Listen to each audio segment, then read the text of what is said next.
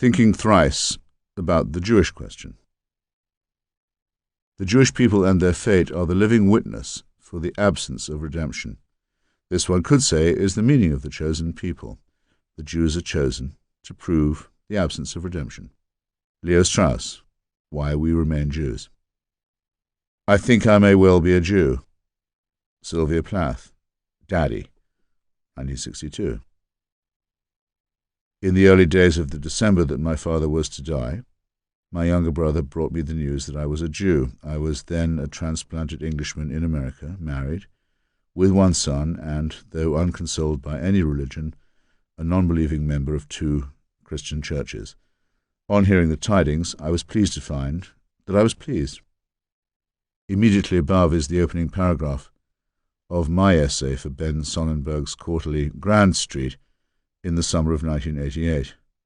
It was reprinted quite a bit and gave the eponymous title to my first collection of essays, Prepared for the Worst.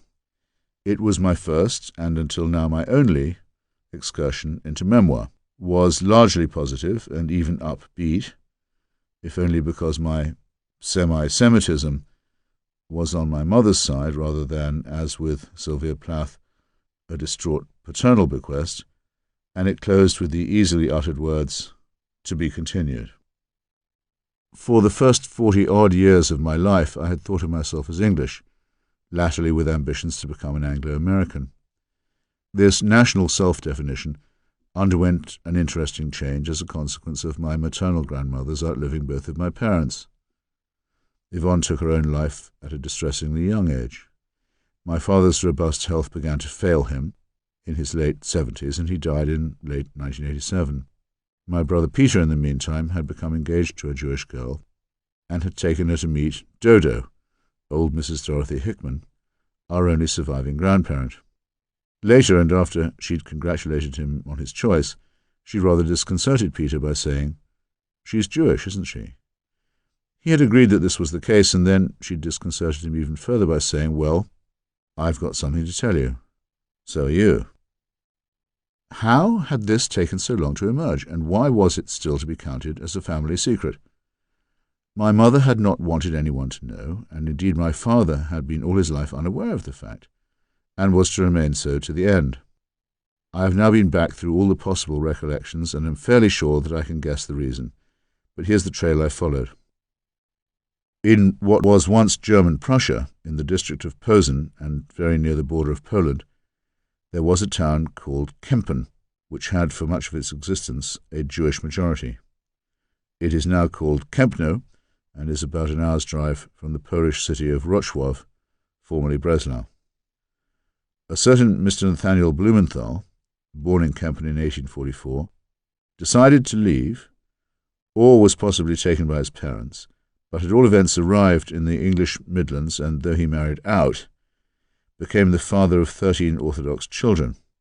It appears that he had disembarked at Liverpool. The joke among English Jews is that some of the duller emigrants did that, imagining that they had already reached New York, and settled in Leicester by 1871. On later census forms he gives his occupation as tailor. In 1893, one of old Nate's daughters married a certain Lionel Levin of Liverpool, the Levins also hailing originally from the Poznan area, and the British bureaucracy's marriage certificates certify them as having been wed according to the rites of the German and Polish Jews.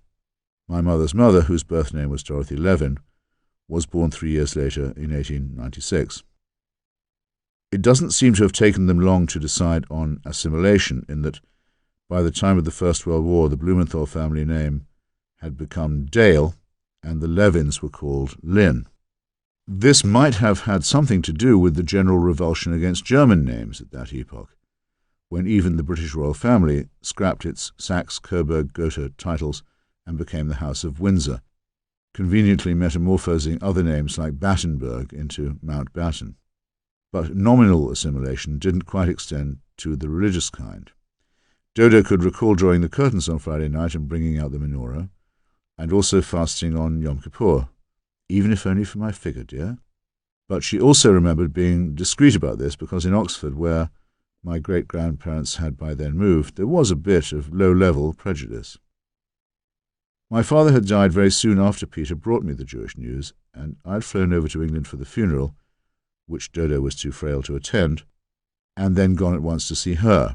What I wanted to understand was this: how had I been so incurious and so easily deceived? She seemed determined to act the part of a soap opera Jewish granny. I could always see it in you and your brother. You both had the Jewish brains. And she certainly and rather abruptly looked Jewish to me, which she hadn't while I was growing up, or perhaps better say, when I was a boy, I wasn't in any sense Jew-conscious. Dodo had dark and ringleted hair and a complexion to match, and when I registered this at all, it was with the stray thought that she looked like a gypsy. But when you're young, you take your relatives for granted, and even if you do ask childishly awkward questions, you tend to accept the answer. Hickman wasn't an especially exotic name. My mother used to laugh that she couldn't wait to get rid of it, and then wound up marrying a Hitchens.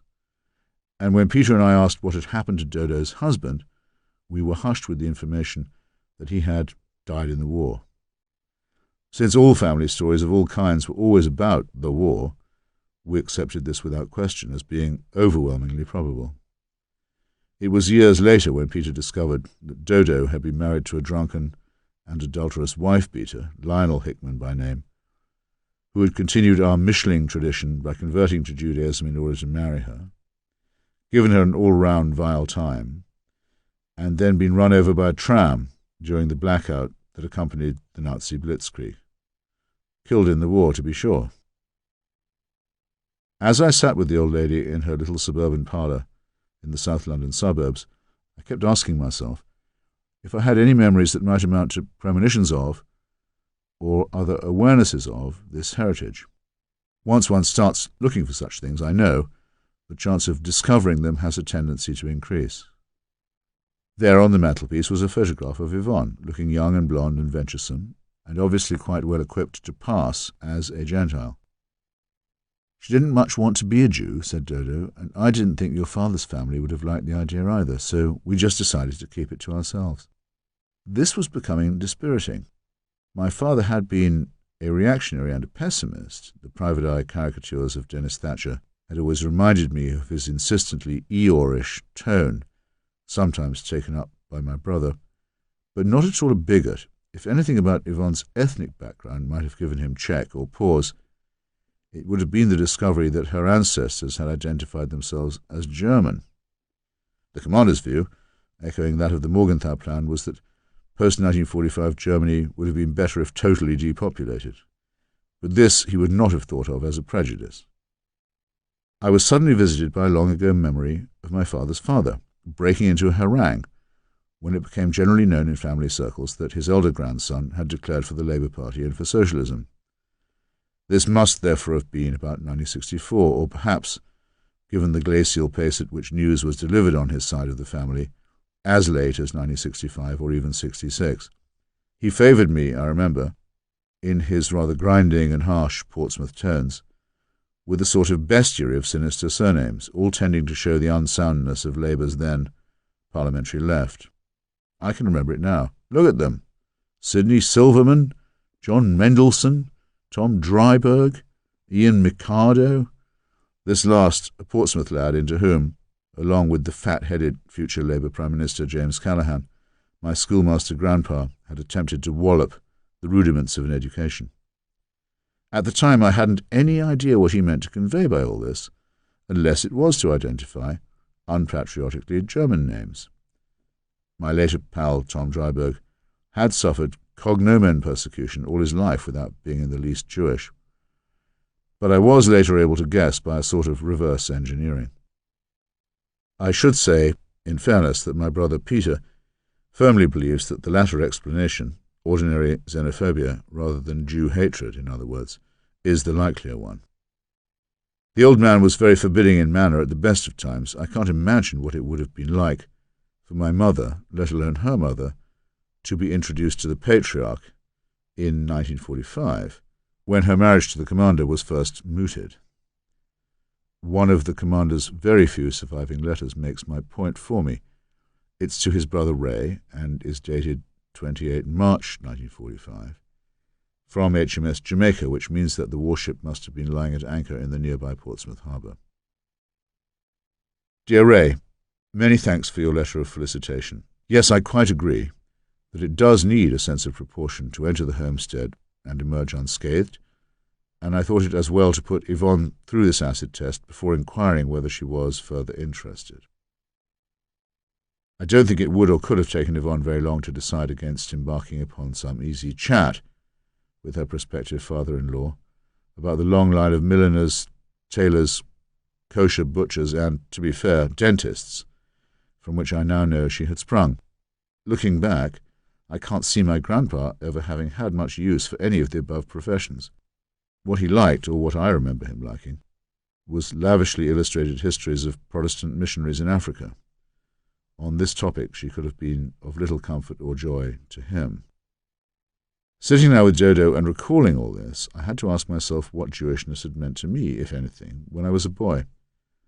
I was completely sure that it meant nothing at all until I was 13, except as a sort of subtext to the Christian Bible stories with which I had been regaled at prep school. In some odd fashion, the Nazarene Jesus had been a sort of rabbi, and horribly executed under the mocking title of King of the Jews, but it had also been the Jews who most thirsted for his torture and death.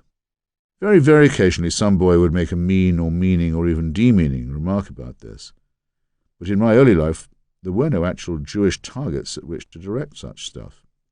Moreover, the Nuremberg trials were a recent memory, and though most of our TV and movie fare still made it seem as if the Second World War had been a personal matter between Hitler and the better sort of English or British person, there were moments of documentary footage which showed the barely conceivable human detritus of the final solution, being bulldozed into mass graves. My mother, in my hearing, when I was very small, had once used the expression anti-Semitism, and I remember feeling with a sort of qualm that, without having it fully explained, I somehow knew what it meant. In Cambridge later on there were Jewish boys at the school, and I suppose I noticed that they tended to have curlier hair and fleshier noses, rather as I had been led to expect. They also had names which were different. Perutz, the son of the Nobel Prize winner. Kissin, the clever boy who recommended that everyone read the New Statesman. Wertheimer, who wore a big lapel button saying that hanging is murder. They were among the few supporters of my failed Labour campaign of 1964, and I suppose that subliminally they confirmed my grandfather's view that there was something almost axiomatically subversive about Jewishness. In history classes I read about the Dreyfus case, and in English class wrote a defence of Shylock against his Venetian tormentors. There was mild occasional anti-Jewish vulgarity to be heard among some of the more dense boys, always a version of the same cliché about the Jews being over-sharp in business, but one almost never heard or saw it directed at an actual Jew.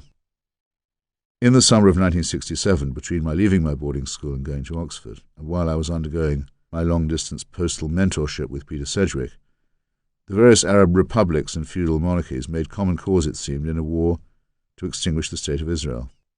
It seemed to me obvious that here was a tiny state, clinging to the seaboard of the Eastern Mediterranean, and faced not with defeat but with existential obliteration. Like many leftists of the time, I sympathized by instinct with the Jewish state. I didn't do so completely without misgivings. I had heard so many foam-flecked Tories raving on about the hated Nasser ever since the Suez War of 1956 that I was on my guard at hearing the same rhetoric again, and I sent off in the mail for a pamphlet that was co-produced by the Israeli Socialist Organization and the Palestine Democratic Front, a screed which purported to offer a non-sectarian solution, but also proved to be written in a jargon that was based on no known language. Events, anyway, outpaced the pamphlet. Israel's paratroopers were soon at the Wailing Wall and at Sharm el-Sheikh, and all the braggadocio of Nasserist rhetoric was shown as both rather empty and rather hateful. In those days I still thought, as most people did, of the struggle between Israel and the Arabs, and not Israel and the Palestinians. "But just look how the press treats the Israelites," said Dodo with indignation, abolishing my reverie and recalling me to the unchanging present in this respect. "We've never been liked, you know. I suppose I shouldn't say it, but I think it's because they're jealous." By this stage in my life I knew slightly too much to accept this ancient self-pity as the explanation of everything, but I didn't want to have an argument with my sweet and sad old grandma, so I took my leave and, turning at her little garden gate, somewhat awkwardly uttered the salute, "Shalom." She responded, "Shalom, shalom," as easily as if we'd always greeted and parted this way, and, as I wrote it down at the time, I turned and trudged off to the station in the light, continuous English rain. That was also my birthright. "The deep, deep sleep of England," wrote Orwell half admiringly and half despairingly about the eternal and unchanging charm of the southern English countryside, as seen from the train between the English Channel and London itself. Being newly returned from the ever-freshening hells of the Spanish Civil War, he remembered enough to add rather severely that England might not jerk out of this slumber until it was abruptly roused by the roar and crash of bombs. Not far from the peaceful, rural Anglican churchyard in which he lies buried are the Cotswold villages of Upper and Lower Slaughter. Upper Slaughter is almost the only village in England that does not have a war memorial to commemorate the fallen of 1914 to 1918. These few hamlets are known in the war memorial literature as blessed, if you can imagine such a designation.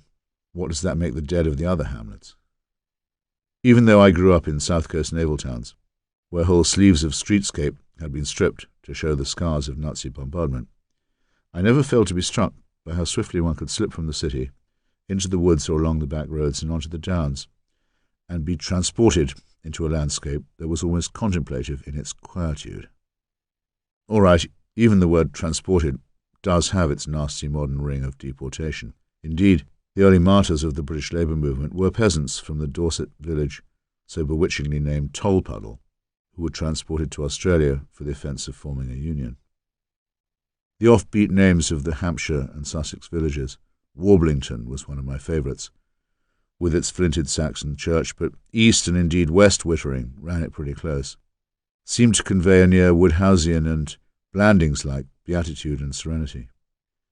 There were two especially favourite places within an easy drive, one of them the renowned Selborne, where Gilbert White had observed the ecology of just one little place in order to produce a micro-masterpiece of natural history, and then Chawton, near Alton.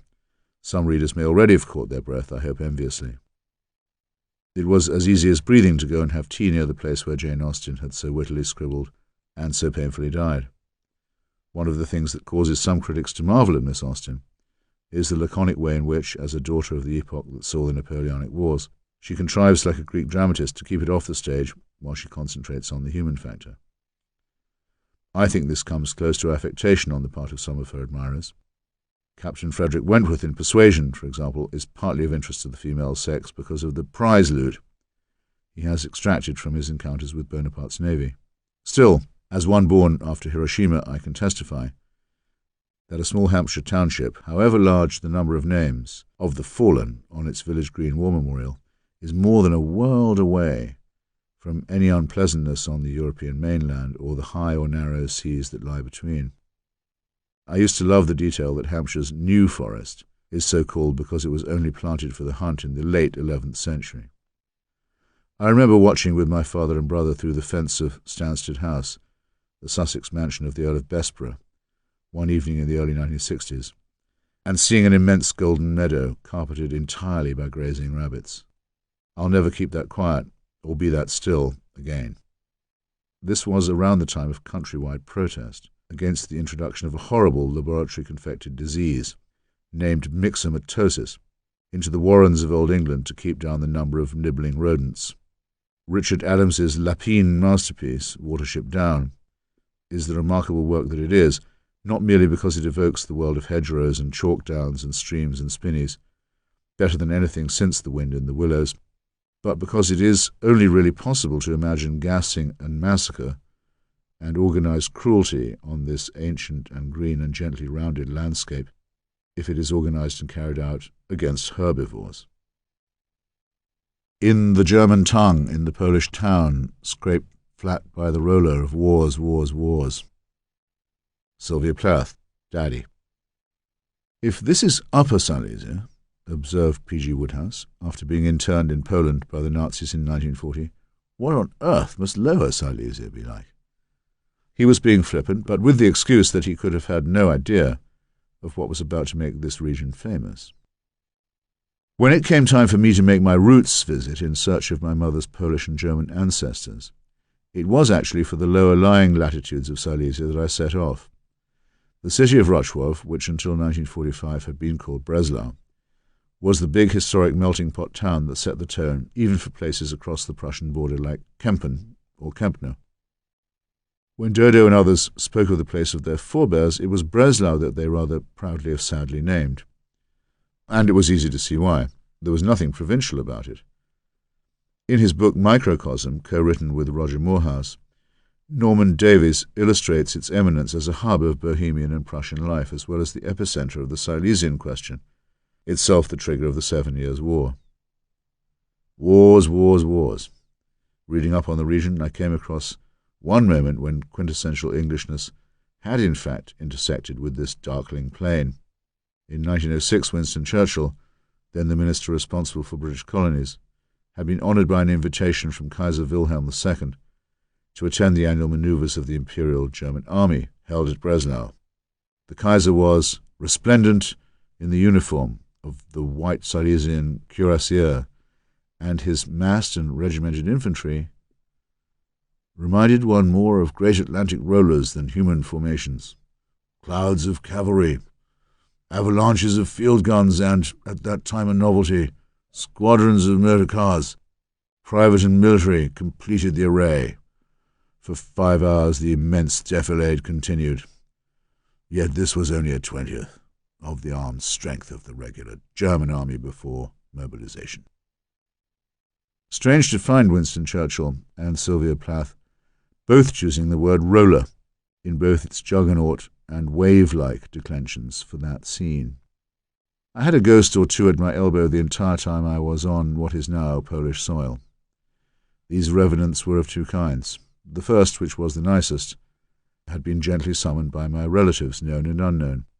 Every article and review and book that I've ever published has constituted an appeal to the personal persons to whom I should have talked before I dared to write it. I never launch any little essay without the hope and the fear, because the encounter may also be embarrassing, that I shall draw a letter that begins, "Dear Mr. Hitchens, it seems that you are unaware that." It is in this sense that authorship is collaborative with the reader, and there's no help for it. You only find out what you ought to have known by pretending to know at least some of it already. It doesn't matter how obscure or arcane or esoteric your place of publication may be. Some sweet law ensures that the person who should be scrutinizing your work eventually does do so. Thus I came into contact with a woman who was, or would have been if they'd known of each other, and thus was anyway, my mother's first cousin. She now lived on the coast of Norfolk. One of her Blumenthal Dale relatives had seen one of the reprints of my original article for Ben Sonnenberg, to which I had given the additional title, On Not Knowing the Half of It. Cast your bread on the waters. I'll condense the time that all this took, but simply say that by the time I arrived in Poland, I had a goodish oil-painting portrait of Nathan Blumenthal, a fair piece of his genealogy, and two chief questions remaining. Why had he left when he did? And were there any of his relations still around? Jane Austen died 2 years after the Battle of Waterloo, where the combined forces of the Duke of Wellington and, as some British historians remember to mention, the Prussians, under Marshal Blucher, put an end to the Napoleonic era. On the territories of the Prussian Silesian frontier, the echoes of this and later events are very far from being noises off. In particular was this true for the Jews of Kempno. In 1812, Napoleon had issued his emancipation decree, liberating the Jews from ancient church-mandated legal disabilities. In 1814-1815, the Kempen Jews had begun the construction of a rather magnificent synagogue in a sort of Neo-Palladian style. At the time they constituted perhaps 80% of the town. I found it unsettling yet confirming to think of this side of my mitochondrial DNA being replicated in this context. I've had my mother's wing of my genetic ancestry analyzed by the National Geographic Tracing Service, and there it all is, the arrow moving northward from the African savanna, skirting the Mediterranean by way of the Levant, and passing through Eastern and Central Europe before crossing to the British Isles. And all of this knowable by an analysis of the cells on the inside of my mouth. I almost prefer the more rambling and indirect and journalistic investigation, which seems somehow less deterministic. In Breslau-Rochwov, where I arrived on the day that Professor Leszek Kolakowski died, a national hero, and was honoured to be invited to speak at a meeting in his memory, I was lucky to be introduced to Mr. Jerzy Kiszler, the head of the local Jewish community and a veteran of the Polish Jewish diaspora. He also helps curate the city's Jewish cemetery, around which he guided me. It's like a memorial to Atlantis or Lyonesse. These are the stone buoys that mark a drowned world. From this city came the parents of Edith Stein, later martyred as a convert to Catholicism and as a nun in Auschwitz. Max Born, the Nobel laureate in physics in 1954, and the man to whom Einstein wrote that celebrated 1926 letter about God's refusal to play dice with the universe, was born here, to a father who hailed from Kempen. Max's daughter Irene moved to Cambridge and married a leader of the Enigma Ultra disencryption team. Their daughter became famous under the name Olivia Newton-John. Born's conversion to Lutheranism did him no more good than Edith Stein's when the Nazis applied their own laws about who was a Jew. Dietrich Bonhoeffer, another son of this place, had a twin sister who married a converted Jew. He was hanged in Flossenburg concentration camp, his murder commemorated in one of W. H. Auden's weaker poems, on almost the last day of the war in April 1945. One must beware of the temptation to invest everything with significance in retrospect, yet it chills the soul a bit to learn that from this great city centre of humane science and medicine, which produced the good doctor Alois Alzheimer, as well as the physicist Max Born, Professor Fritz Haber moved his operations to Berlin in 1914 in order to place his chemistry skills at the service of a military government in search of weapons of mass destruction. He oversaw the German chlorine gas attack at Ypres, and after 1918 concerned himself with the development of Zyklon B, thus radically attenuating his own posterity. Mr. Kiszler was an excellent guide through all this, offering information when it was requested and leaving me alone when I seemed to need that. Together we made a point of visiting the tomb of Ernst Geiger, one of the originators of Reform Judaism, and of Ferdinand Lassalle, founder of the first German Social Democratic Party, who, in a private letter from Karl Marx to Friedrich Engels, had been rather regrettably described as a Jewish nigger. He had been born on the 13th of April, the birthday that I share with Thomas Jefferson, Seamus Heaney, Alan Clark, Eudora Welty, and Orlando Letelier. The dates and the territory could also be made to fit with my own historical obsessions. When Nathan Blumenthal was born in 1844, Marx was just beginning to publish his economic and philosophical manuscripts in the Rhineland to the west. And, by the time he first turned up in English paperwork in 1871, Rosa Luxemburg was being born in the Russian-Polish town of Zamość, far to the east. Between these 2 points lay a sort of burned-over district, charred and trampled and desecrated in every direction and in every fashion. Trotsky had referred to the Hitler-Stalin pact as the midnight of the century, and it was across this terrain that the midnight had fallen. Rochwov-Breslau lies along the river Oder and boasts more than 100 bridges. One of the best ways to see it is like Venice, from the various arms and shoulders, as the natives say, of the waterways. Between it and Kempen-Kempnoe are many rolling fields and green copses and forests, both coniferous and deciduous. But even the greenery can seem bleak at best or menacing at worst when one recalls what was done in the shadow of those trees. At least in Rochwov-Breslau, the old White Stork synagogue had been restored for a community of a few hundred, and the Jewish cemetery's stones, where possible, repaired or relapidated. But in Kempen-Kempnoe there was only desolation. Trying to translate back to English landscape, one would need to be evoking Oliver Goldsmith or Thomas Gray or John Clare on the abandonment and emptiness. But even that would be relative, and as much to do with the loss of sheep as the loss of people. Old Mr. Kiszler and I could easily have missed, nearly did miss, the turn-off for the town. An obscure crossroads, some railway tracks intersecting, a large and illuminated McDonald's hamburger sign. This could have been a nondescript Nowheresville in mid-prairie America. The local nickname for the eastern or Yiddish part of Kempen-Kempnoe was, it turned out, Kamchatka, the most extreme part of Siberia. Nobody quite seemed to know how such an irretrievably bare title came to be conferred, but it seemed apt enough, and the place seemed bizarrely unpeopled. When I later looked at the photographs I had taken, there wasn't a soul to be seen. My late friend Amos Elon has written the best history of the German-Jewish relationship. It's called The Pity of It All. I was very stirred to find when I opened it that he had placed on his epigraph page the opening lines of James Fenton's poem, A German Requiem. It is not what they built, it is what they knocked down. It is not the houses, it is the spaces between the houses. It is not the streets that exist, it is the streets that no longer exist. The lines recurred to me as I heard the echo of my footsteps. The noble old synagogue had been profaned and turned into a stable by the Nazis and left open to the elements by the communists, at least after they had briefly employed it as a furniture facility. It had then been vandalized and perhaps accidentally set aflame by incurious and callous local youths. Only the well-crafted walls really stood, though a recent grant from the European Union had allowed a makeshift roof and some wooden scaffolding to hold up and enclose the shell until further notice.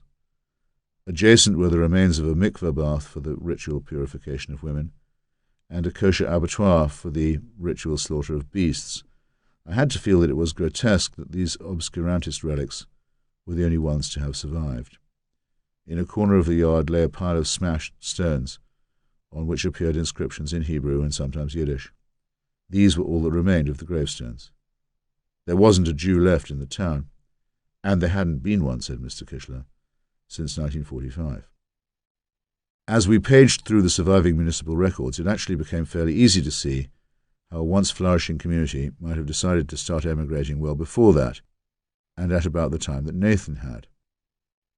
Subsequent to the Napoleonic edict abolishing anti-Jewish laws, the indigenous religious prejudices had reasserted themselves. Starting in 1833, there had been a series of Prussian measures, often associated with the name of a statesman named Wagner, increasing taxes for Jews and making them pay for the upkeep of Christian schools and institutions, as well as adding to their burden of military service. After the aspirations of 1848 had been crushed, it got worse yet. The leader of the ultra-right authoritarians in the Prussian state parliament became Professor Friedrich Julius Stahl. He'd been born Joel Golson, and it wasn't enough for him to have converted to that bastardization of primitive Judaism known as Christianity. No, like Stalin after him, he also wanted a surname of steel. Amos Elon takes up the story. In the largest German state, where 2/3 of the Jewish population lived, he enunciated the philosophical basis for continuing discrimination against his former co-religionists. He was not a great thinker, but an able propagandist, persuasively articulating the conservative demand for authority and the sacred union of church and throne. 1848 had been a year of revolution and liberation for much of Europe, but other people's ardent nationalism isn't always, as they say, good for the Jews. It seemed probable that the brighter members of the Blumenthal clan would have seen and felt the atmosphere thickening. In this period also, according to the records, there had been quite a severe epidemic of cholera. Outbreaks like that aren't always good for the Jews either. They sometimes even manage to get themselves blamed for the plague or for the poisoning of the wells. But had the family left anyone behind? It's a common enough name, so I wasn't sure how I would be able to distinguish between cadet and collateral branches, but the necessity for making such a discrimination was soon enough removed from me. The editor of the local newspaper, Mr. Miroslav Lapa, had produced an illustrated history of the Jews of Kempen-Kempno, entitled in Polish Kępińscy Żydzi. Its photographs showed some of the major splendors, including the imposing temple in its high old times, and the family groups gathered contentedly in front of thriving shops. There were few pictures of the later miseries, but there were some lists of names. Every Blumenthal I could find in the index had wound up on the transports to Auschwitz. So that was that. I once spoke to someone who had survived the genocide in Rwanda, and she said to me that there was now nobody left on the face of the earth, either friend or relative, who knew who she was. No one who remembered her girlhood and her early mischief and family law. No sibling or boon companion who could tease her about that first romance. no lover or pal with whom to reminisce. All her birthdays, exam results, illnesses, friendships, kinships, gone. She went on living, but with a tabula rasa as her diary and calendar and notebook. I think of this every time I hear of the callow ambition to make a new start or to be born again. Do those who talk this way truly wish for the slate to be wiped? Genocide means not just mass killing to the level of extermination, but mass obliteration to the verge of extinction. You wish to have one more reflection on what it is to have been made the object of a clean sweep? Try Vladimir Nabokov's microcosmic miniature story, Signs and Symbols, which is about angst and misery in general, but also succeeds in placing it in what might be termed a starkly individual perspective. The album of the distraught family contains a faded study of Aunt Rosa, a fussy, angular, wild-eyed old lady who had lived in a tremulous world of bad news, bankruptcies, train accidents, cancerous growths, until the Germans put her to death, together with all the people she'd worried about. We live only a few conscious decades, and we fret ourselves enough for several lifetimes. The various eggs and zygotes and other ingredients necessary for the subsequent conception and generation of the non-Anglo-Saxon half of the present author thus continued migrating, rather like the lucky and clever rabbits who left for Watership Down in good time, before the nozzles of poison had been callously shoved into the inlets of the ecology. Lonely and uncertain and angst-burdened as my grandmother's and mother's lives were in some ways to be, they took place in refulgent sunshine compared to what they had missed, by their forebears having gotten the hell out of Kempno. I still wasn't completely done with my investigations of this enthrallingly upsetting region of the past. In the case of another relative, my ancestor-in-law David Chmielewski, a sort of great-uncle, the trail also went as far as Auschwitz, but just for once did not end there. Born in the town of Kolo in the Poznan district in 1912, this man had a crepuscular existence on the edge of my family's awareness. He had, it was said, been a leading anti-Nazi resistor. He owns a chapter to himself in the anthology They Fought Back, a book which combats the wretched image of European Jews as fatalistic and passive.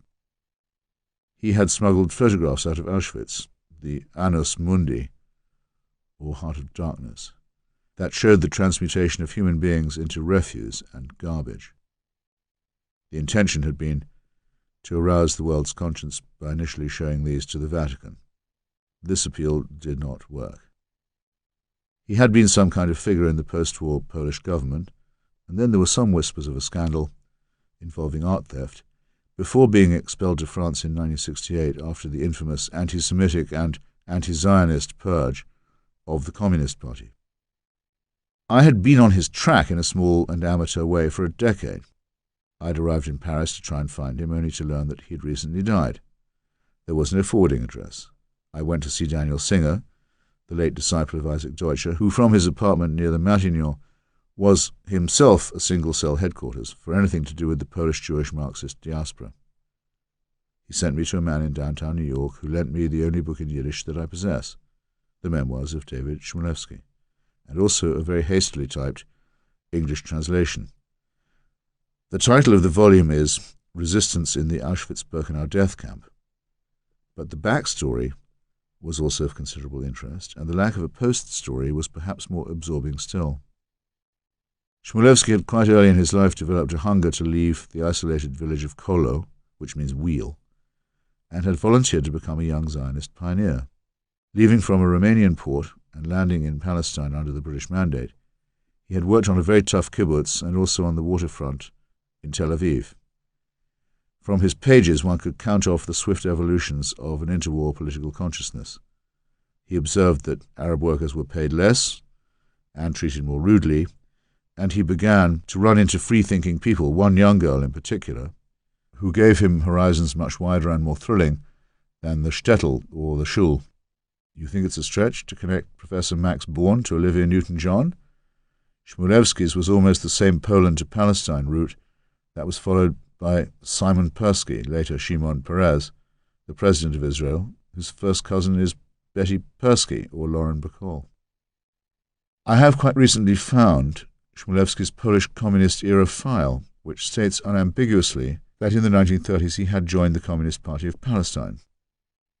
His own memoirs, written post-1968, make no mention of this and give the impression, without exactly making the claim, that he had really preferred the Jewish Socialist Bund. However that may be, he attended a militant Jewish workers' meeting one day in 1936 and volunteered to leave Palestine in order to fight the rising menace of Hitlerism in Spain. He became a member of the Polish battalion of the International Brigade that was named for the great national poet Adam Mickiewicz.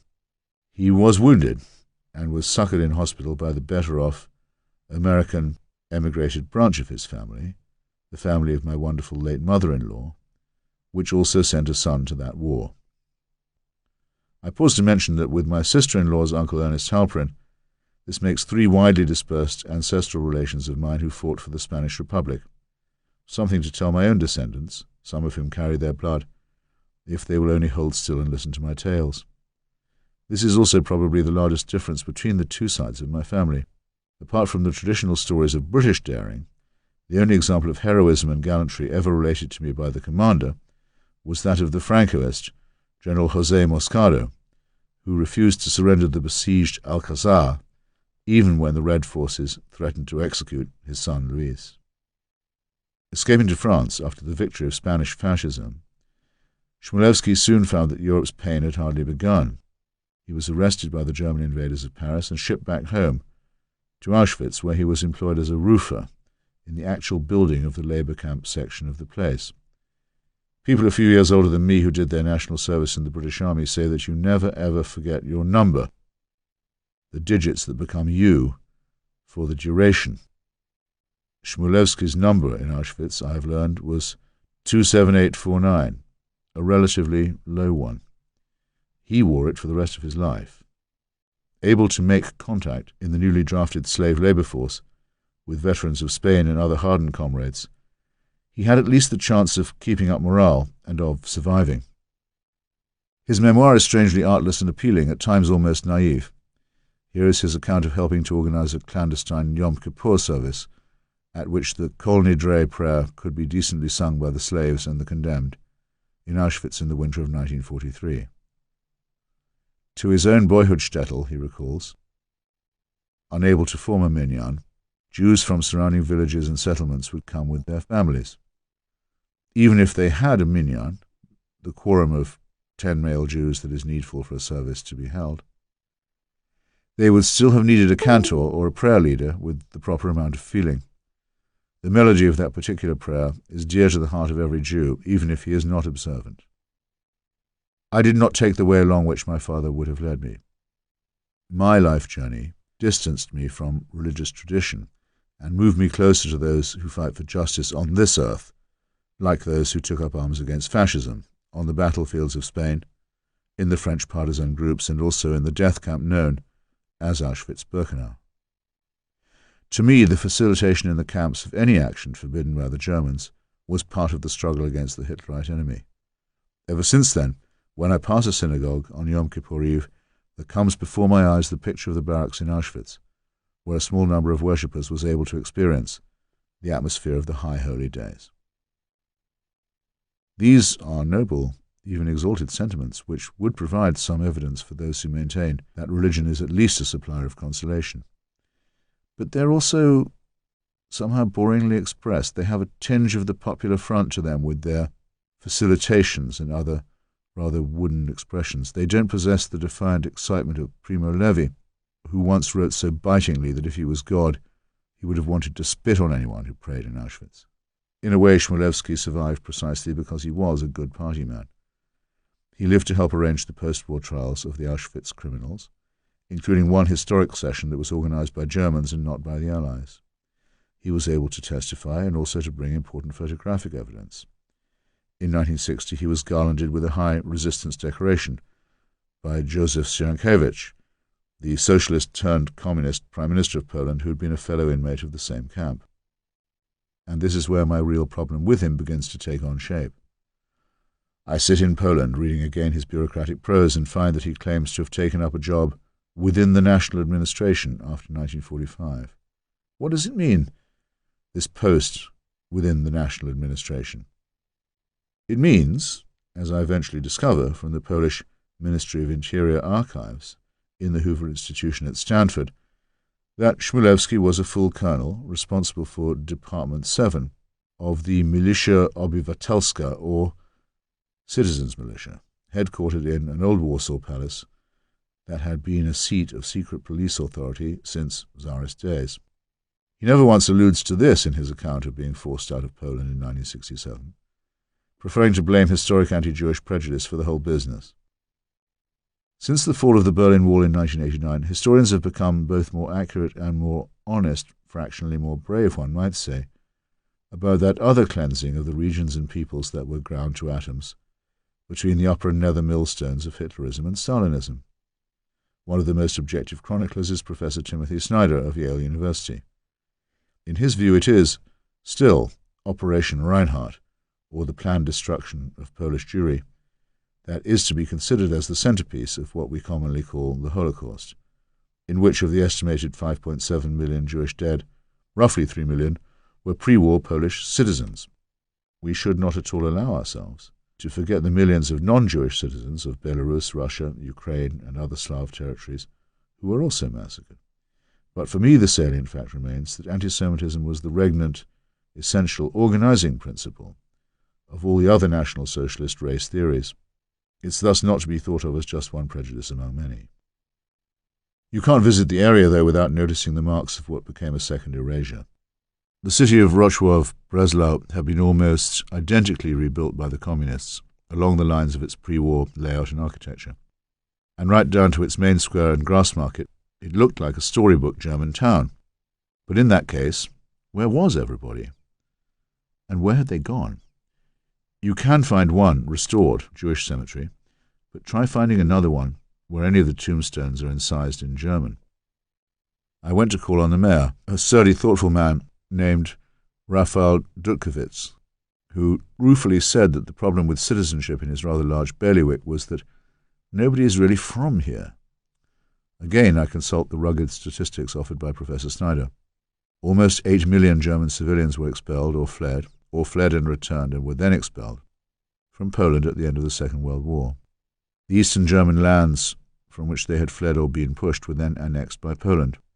To make up the shortfall of population, Poles were moved into these Silesian provinces, and as if to encourage that process, the eastern half of pre-war Poland was in turn annexed by the big brother Soviet Union, and 1 million expelled Poles became settlers in the areas from which Germans had been evicted. A huge zone of silence and complicity was created by this double negation. There's no exact moral equivalence between these crimes against humanity.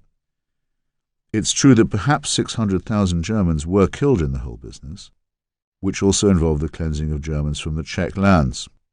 But many of these died in the fighting which the Nazis had so insanely prolonged.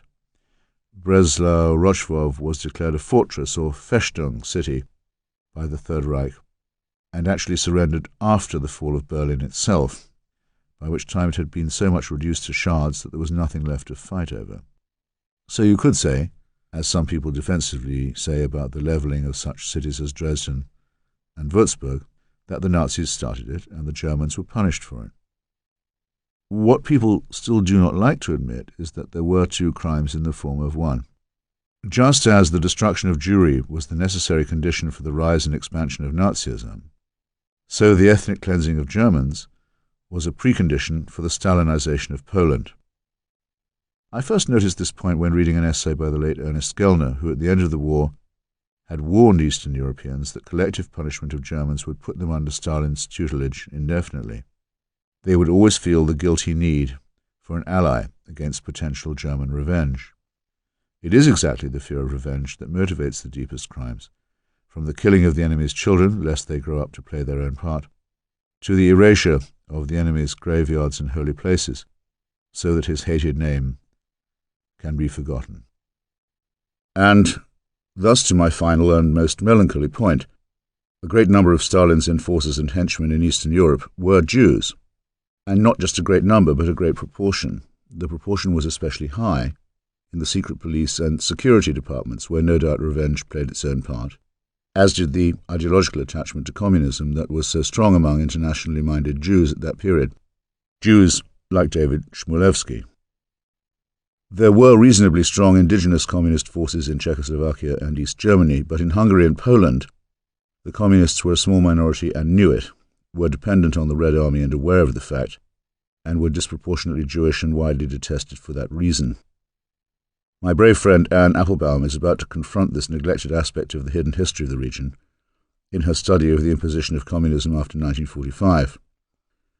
Of course, it goes without saying that once Stalin had consolidated his power, he began to eliminate local rivals, many of whom, like Arthur London and Laszlo Reich, were also Jews. Interestingly, there was never such a show trial in Poland.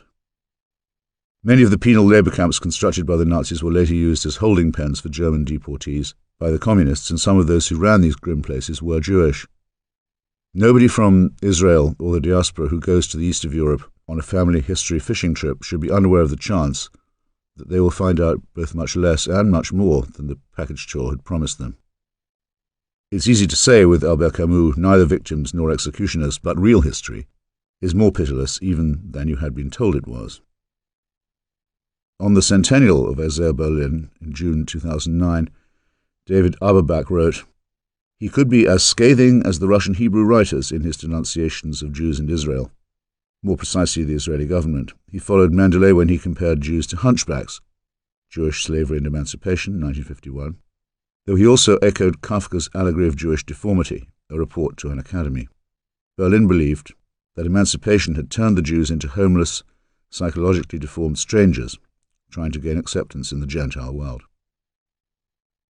Die Judenfrage, it used to be called, even by Jews, the Jewish question. I find I quite like this interrogative formulation, since the question, as Gertrude Stein once famously, if terminally, put it, may be more absorbing than the answer. Of course, one is flirting with calamity in phrasing things this way, as I learned in school when the Irish question was discussed by some masters as the Irish problem. Again, the word solution can be as neutral as the words question or problem, but once one has defined a people or a nation as such, the search for a resolution can become a yearning for the conclusive, Endlösung, the final solution. But it could be that any search for any solution is in itself potentially lethal or absurd. The Jewish quest for some ultimate answer to the question has taken intensely religious and nationalist forms, as well as, in more recent times, the identification of huge numbers of Jews with Marxism. My mother's family was not involved in any of the grandeur or tragedy of this. They sought to get by and to assimilate and to survive, while making a few observant gestures in the direction of their ancient faith and a few protective gestures in defense of the State of Israel. In my mother's case, I've become convinced that she was willing to give up even the smallest adherence to the synagogue if it would smooth the accession of her two sons into polite English society, and that she only began to feel passionate about the Jewish state in the Middle East as she began to experience her own desperate need for a new start somewhere else. It was either that fresh beginning or an end to every hope. Our very last telephone conversation, when she expressed a desire to emigrate to Israel after the Yom Kippur War of 1973, was bewildering to me at the time and has sent me down many pathways since. And I always keep open the possibility that I could be mistaken and that she might have had her own reasons for being reticent. This is from a letter sent to me recently by one of her oldest friends. She told me that she went to live with an aunt and uncle in Liverpool in a very Jewish community, perhaps went to school there or secretarial college, and her first boyfriends were medical students up there. I have no idea how long she was there, but it sounded as though she was happy, and from there I presume she went into the Wrens, Women's Royal Navy Service. At what time she decided to conceal her Jewishness, I have no idea, possibly on going into the Wrens. This seems probable enough when I think about it. The Royal Navy was a fairly big tent and broad church, but even in a wartime battle against Hitler, a Jew or Jewess might have been conspicuous. On HMS Jamaica, my father had had a literary shipmate named Warren Tute, who became a minor novelist in the post-war years and wrote one rather successful book, The Cruiser, in which my father appears under the name, no first or Christian name, of Lieutenant Hale. At one point in the story, the master-at-arms of the vessel, which is called HMS Antigone, is mentally reviewing the ship's crew. He knew that Stoker First Class Danny Evans would be likely to celebrate his draft by going on the beer for a week in Tony Pandy, and then spending the next 3 months in the second class for leave. He knew that Blacksmith First Class Rogers would try and smuggle service provisions ashore for his mother, and that telegraphist Jacobs was a sea lawyer who kept a copy of Karl Marx in his kit bag. Martin Amis often points out that you can tell a lot about a novelist by the trouble he takes over the names of his characters, and Tute clearly didn't break much of a sweat inventing a Welshman named Evans or a blacksmith named Rogers. By the same token, he didn't mean us to think that the name Jacobs was anything more than a synonym for the vaguely suspect and unsound. I don't think he was misrepresenting the atmosphere of the Navy by much. Jacobs would not have been persecuted. My father would never have countenanced anything remotely like that. But I don't exactly see him rising through the ranks either. You catch it on the edge of a remark, as Harold Abrams observes of discreet English non-philo-Semitism in Chariots of Fire. And that's how I caught it, deciding to subtitle my first essay on the subject, Homage to Telegraphist Jacobs. How much more lazy a phrase could there be than a copy of Karl Marx? And yet wasn't there still something in this age-old identification of the Jew with the subversive? If so, good. Remember that it is free-thinking Jews, not Jews as such, who are defined as the undesirables by T.S. Eliot in After Strange Gods. If my mother's intention in whole or in part was to ensure that I never had to suffer any indignity or embarrassment for being a Jew, then she succeeded well enough. And in any case, there were enough intermarriages and conversions on both sides of her line to make me one of those many Mischling hybrids who are to be found distributed all over the known world. And as someone who doesn't really believe that the human species is subdivided by race, let alone that a nation or nationality can be defined by its religion, why should I not let the whole question slide away from me? Why, and then I'll stop asking rhetorical questions, did I at some point resolve that, in whatever tone of voice I was asked, "Are you a Jew?" I would never hear myself deny it? As a convinced atheist, I ought to agree with Voltaire that Judaism is not just one more religion, but in its way the root of religious evil. Without the stern, joyless rabbis and their 613 dour prohibitions, we might have avoided the whole nightmare of the Old Testament and the brutal, crude wrenching of that into prophecy-derived Christianity and the later plagiarism and mutation of Judaism and Christianity into the various rival forms of Islam. Much of the time I do concur with Voltaire, but not without acknowledging that Judaism is dialectical. There is, after all, a specifically Jewish version of the 18th century Enlightenment, with a specifically Jewish name, the Haskalah, for itself. The term derives from the word for mind or intellect, and it is naturally associated with ethics rather than rituals, life rather than prohibitions, and assimilation over exile or return. It's everlastingly linked to the name of the great German teacher Moses Mendelssohn, one of those conspicuous Jewish hunchbacks who so upset and embarrassed Isaiah Berlin. The other way to upset or embarrass Berlin, I found, was to mention that he himself was a cousin of Menachem Schneerson, the messianic Lubavitcher Rebbe. However, even pre-Enlightenment Judaism forces its adherents to study and think. It reluctantly teaches them what others think, and it may even teach them how to think also. In her preface to his collection of essays, The Non-Jewish Jew, Tamara Deutscher, widow of the great Isaac, relates the story of how her husband, future biographer of Leon Trotsky, studied for his bar mitzvah.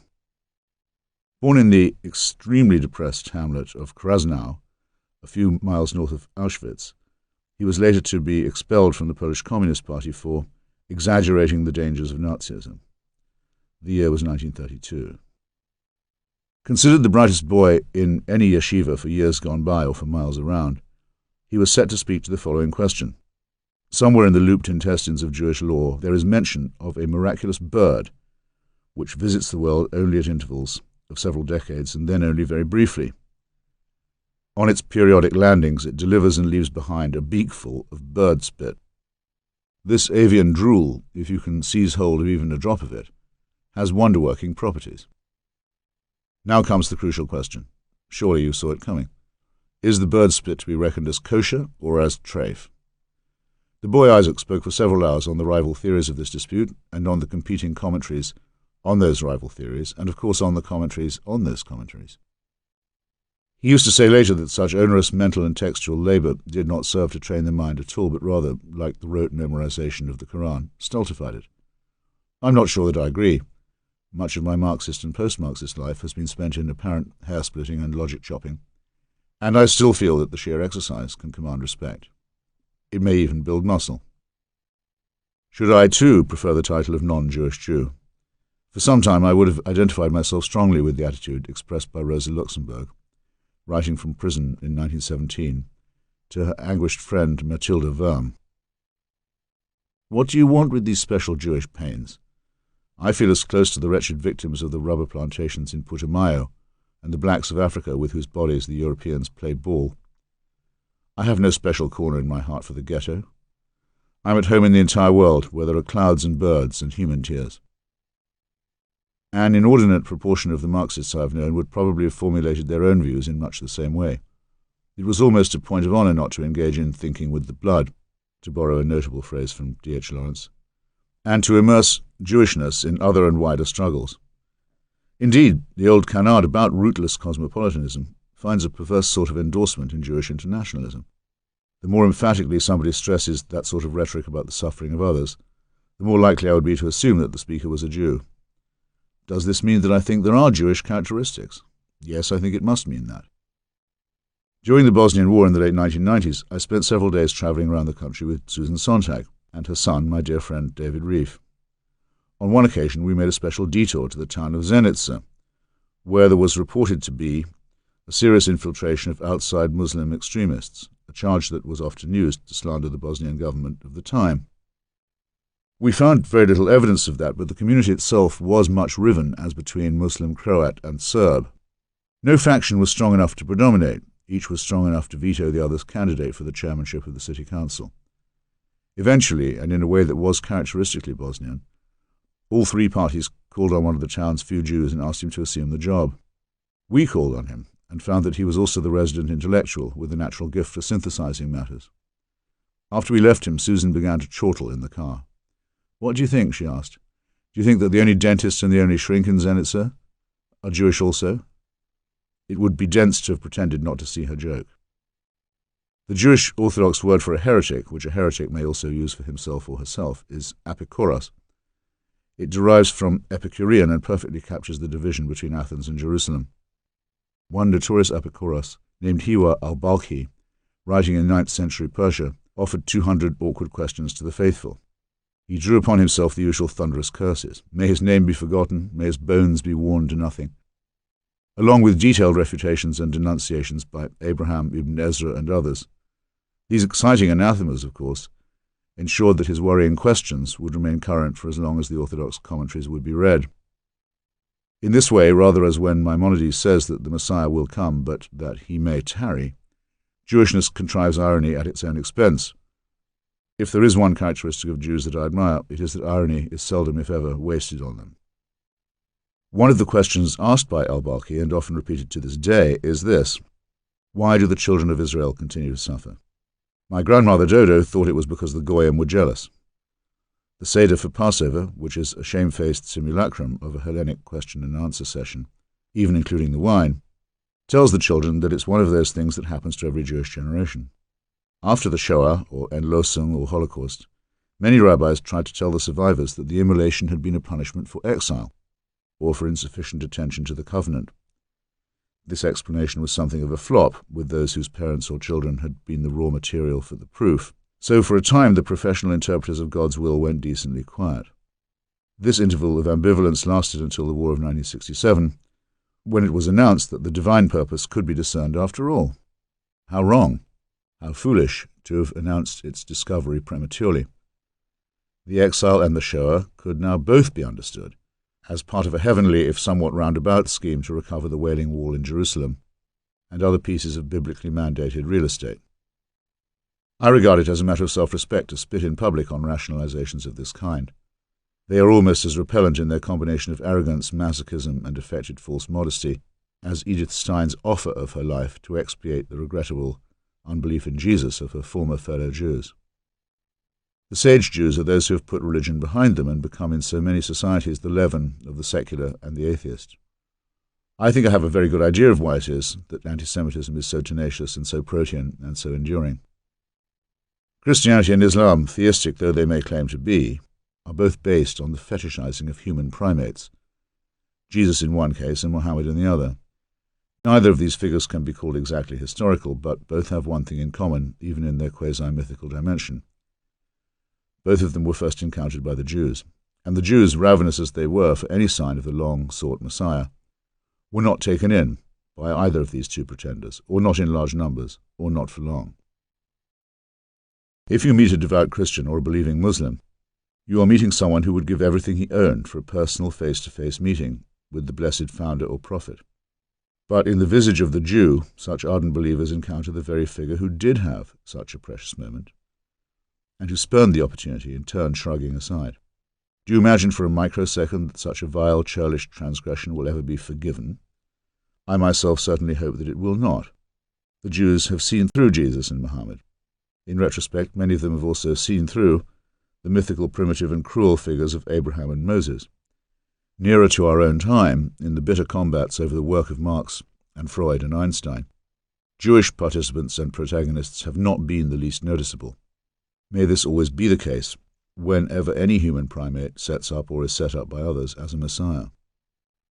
The most recent instance of Jewish belief in a rescue from the agonies of doubt and insecurity is Zionism. The very idea begins as a utopia.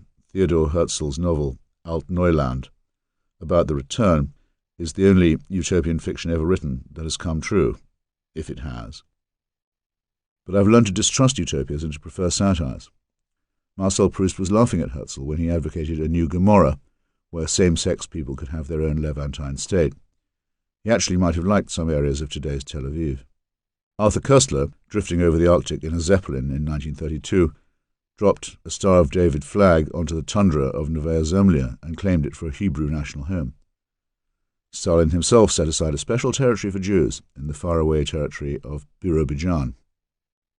By the time my mother told me that she wanted to move to Israel in 1973, the utopian element was still being emphasized, but with perhaps a fraction less enthusiasm. It was more because I thought she might be risking herself by moving to a zone of conflict that I uttered discouraging noises. But I was also becoming aware that she might be taking part in the perpetuation of an injustice. I didn't myself visit the Holy Land until a couple of years later, but when I did, I was very much dismayed. Long before it was known to me as a place where my ancestry was even remotely involved, the idea of a state for Jews or a Jewish state, not quite the same thing, as I failed at first to see, had been sold to me as an essentially secular and democratic one. The idea was a haven for the persecuted and the survivors, a democracy in a region where the idea was poorly understood, and a place where, as Philip Roth had put it in a one-handed novel that I read when I was about 19, even the traffic cops and soldiers were Jews. This, like the other emphases of that novel, I could grasp. Indeed, my first visit was sponsored by a group in London called the Friends of Israel. They offered to pay my expenses, that is, if on my return I would come and speak at one of their meetings. I still haven't submitted that expenses claim. The misgivings I had were of two types, both of them ineradicable. The first and the simplest was the encounter with everyday injustice. By all means the traffic cops were Jews, but so it turned out were the colonists and ethnic cleansers and even the torturers.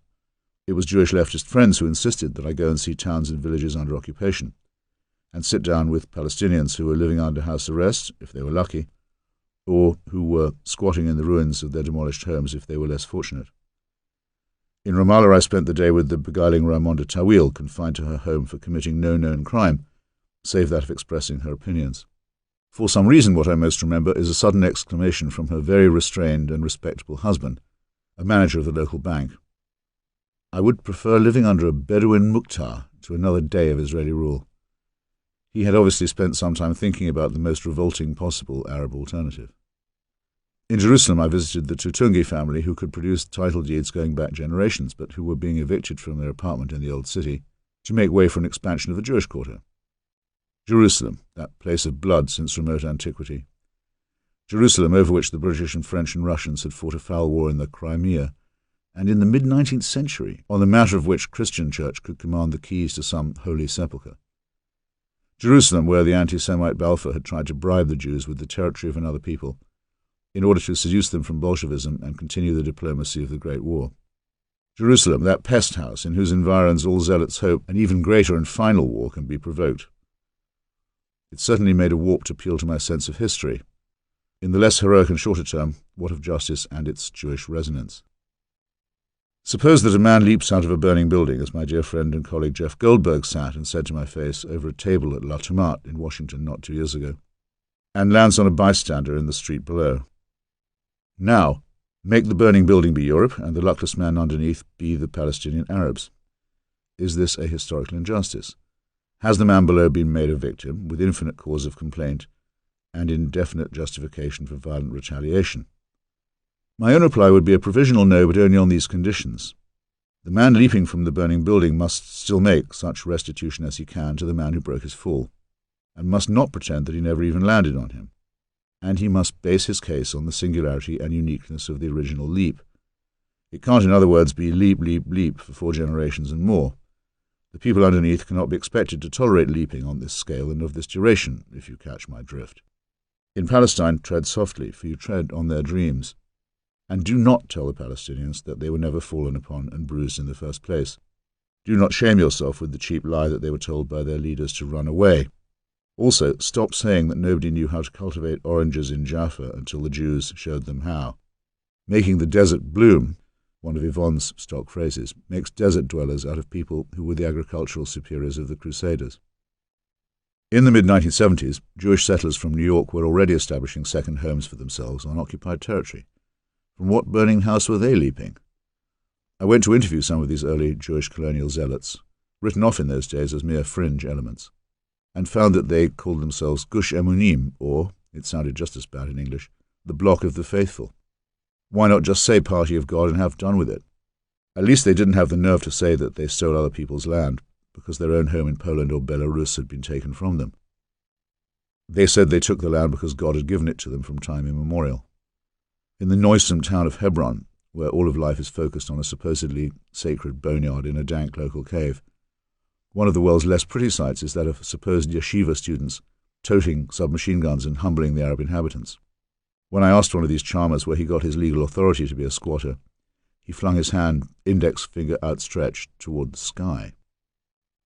Actually, and this was where I began to feel seriously uncomfortable, some such divine claim underlay not just the occupation, but the whole idea of a separate state for Jews in Palestine. Take away the divine warrant for the Holy Land, and where were you, and what were you? Just another land thief, like the Turks or the British. Except that in this case you wanted the land without the people.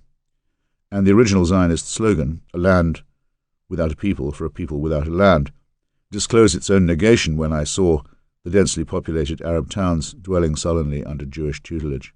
You want irony? How about Jews becoming colonizers at just the moment when other Europeans had given up on the idea? The great Jewish historian Jacob Talman once wrote an open letter to Prime Minister Menachem Begin in which he specified that he didn't particularly care about the Arabs and their so-called rights and complaints.